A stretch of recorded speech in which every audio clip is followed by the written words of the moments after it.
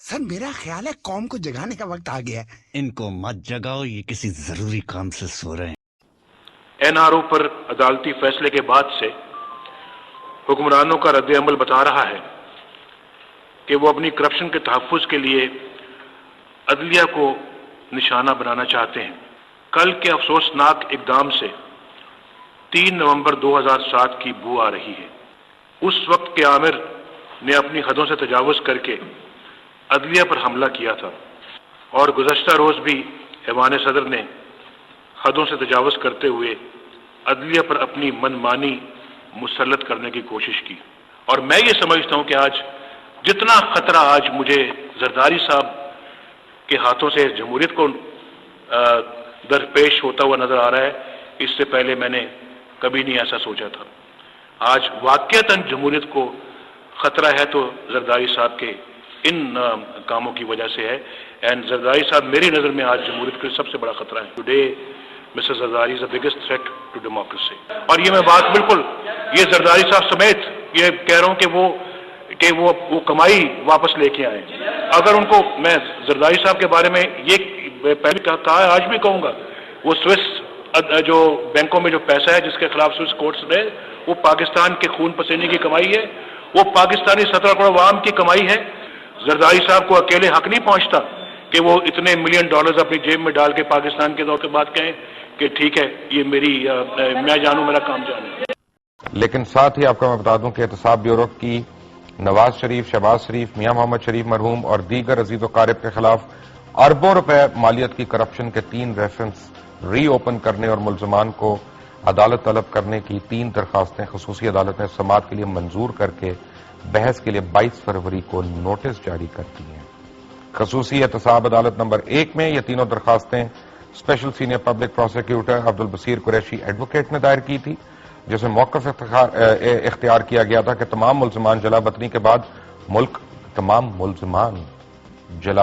बाद मुल्क वापस आ चुके हैं और उन्हें अदालत तलब किया जा सकता है।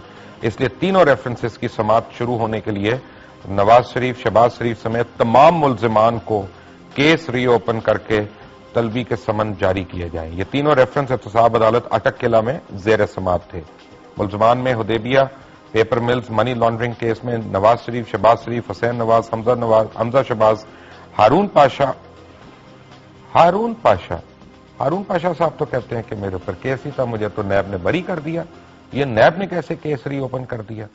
हारून पाशा साहब ने काफी अरसा पहले पॉइंट ब्लैंक में यह बात की थी। याद करें वो क्लिप, देखें। आपको नैब ने क्यों उठाया था? किस वक्त जी? आपको किसी इल्जाम में, इन्हीं इल्जामों में आपको पकड़ा भी था ना कि नहीं पकड़ा था नैब ने? नैब ने मुझे इस इल्जाम में नहीं पकड़ा था। किस इल्जाम में पकड़ा था? नैब ने मुझे एक रेफरेंस में पकड़ा था। वो क्या था? और उसके बाद मुझे बरी कर दिया गया था। मुझे बरी कर दिया गया था। नहीं हारून पाशा साहब, आपको याद दिला दूं, आपका नाम दोबारा आ गया है। आप बरी नहीं हुए हर चीज में, शायद उस चीज में हो गए जिसका आप जिक्र कर रहे थे, लेकिन इसमें नहीं हुए। और सबिया अब्बास शरीफ, इसहाक डार साहब, यस इसहाक डार साहब तो वो शख्स हैं जिन्होंने बतौर फाइनेंस मिनिस्टर आते ही कहा था और इंटरनेशनल कॉन्फ्रेंस में जाके कहा था गालिबन कि पाकिस्तान के तो अकाउंट्स जो हैं फज्ड हैं, इकोनॉमी फज्ड है और इमीडिएटली जो फॉरेन इन्वेस्टमेंट्स हैं वो उनके अंदर एक बड़ा सीरियस ड्रॉप आ गया था। तो इसहाक डार साहब, आपका भी नाम आ गया उसमें। और फिर मियां साहब पर इख्तियारात के नाजायज इस्तेमाल का एक और रेफरेंस भी तैयार है, जिसमें इन पर बतौर वजीर आजम इख्तियारात का गैर कानूनी इस्तेमाल करते हुए FIA में 42 अफराद को भर्ती करने का इल्जाम किया गया। मियां साहब ने जो अपने गोशवारे जमा कराए NA 123 में, मैं सिर्फ आपको वो बता देता हूं कि मियां साहब का जो बैंक अकाउंट है उसमें 5,225 रुपए पड़े। ये उस वक्त जब उन्होंने गोशवारे जमा कराए 2-4-3 महीने पहले, और 8,96,000 कैश रकम उनके पास वैसे मौजूद है। तमाम प्रॉपर्टी की कीमत तकरीबन 1 करोड़ के करीब है मियां नवाज शरीफ साहब की, जिसमें राइवेंट की प्रॉपर्टी भी शामिल है। कितने हजार कनाल है ये मुझे एग्जैक्ट नहीं पता, इसलिए मैं उस पर कॉमेंट नहीं करूंगा, लेकिन हजारों में है। 6 लाख अहलिया से, 22 लाख साहिबजादी से और 21 लाख के वो अपने बेटे के मकरूज हैं। 2004 में انکم ٹیکس جمع کرایا 0، 2005 میں انکم ٹیکس جمع کرایا 0۔ اور ڈیلی کا خرچ بقول ان کے پارٹی کے ممبران کے ان کا 30 سے 35 لاکھ روپیہ ہے، وہ اتنا افورڈ کر سکتے ہیں۔ اور لوگوں کا کہنا ہے عذاب ثواب گردن راوی واللہ العالم، ان کا کہنا ہے کہ $1.4 بلین صرف ان کے ملک سے باہر ہے۔